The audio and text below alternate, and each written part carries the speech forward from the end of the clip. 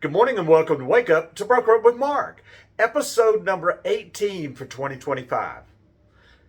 Today I'm going to talk about something I've already talked about, but I'm going to talk about it again, and that's what to do if you're a listing agent and an unrepresented buyer comes to your property and wants to make an offer.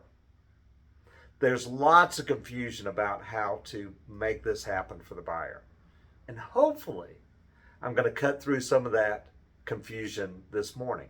So when an unrepresented buyer wants to make an offer on your listing, it's first off not going to be the practice of dual agency. You're not going to represent the buyer. The buyer's going to make the offer as a customer.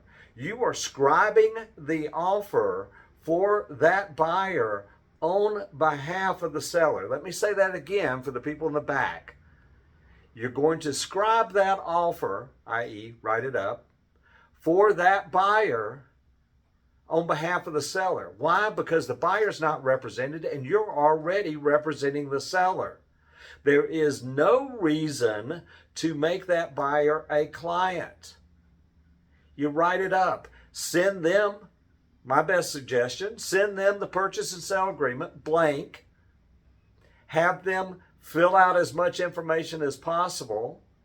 They send it back to you. You write it up and send it to them for signatures and then send it to the seller. Yeah, it sounds simple. I'm sure it's not as simple as I'm making it sound, but it's the right thing to do. The seller wants to consider offers. The seller especially wants to consider offers potentially from buyers that are unrepresented. And the seller doesn't want you to represent that buyer because you're already representing the seller.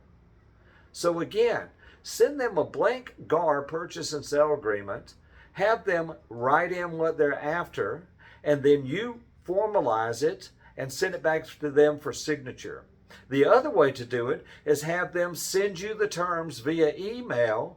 You type it up and send it to them for signature.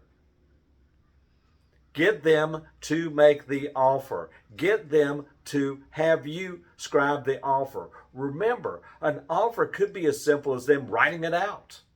As long as it's in writing, it's good. So what do you do if they don't want to put it in writing?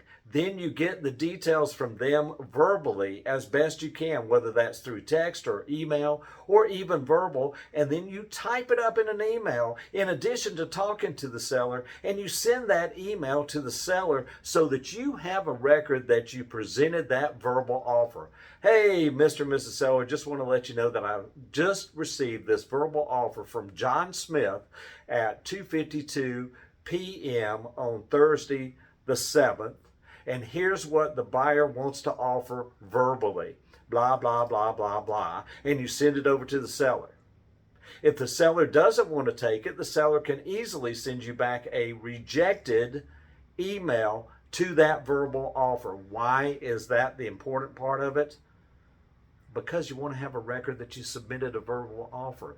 How else do you submit a verbal offer? How else do you have confirmation for the Georgia Real Estate Commission if they come knocking 2 years from now when they do an investigation because the unrepresented buyer says they didn't present my verbal offer? Well, yes, we did. And here's what we did, Greg. We have the information and we have it documented. Write offers up for unrepresented buyers and don't represent them. Write it up. Send it to the seller, get confirmation. If the seller wants to accept it, good. If the seller doesn't, have the seller reject it in writing.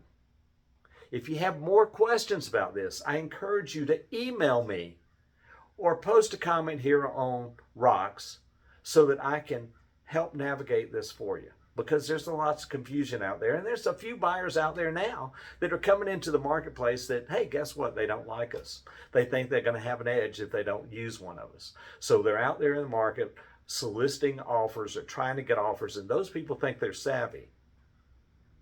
Maybe they are, maybe they're not. But you don't want to tangle with them because they may have an angle that you don't know about. Enjoy your day. Enjoy your weekend. Thanks for watching. Talk to you soon. Bye-bye.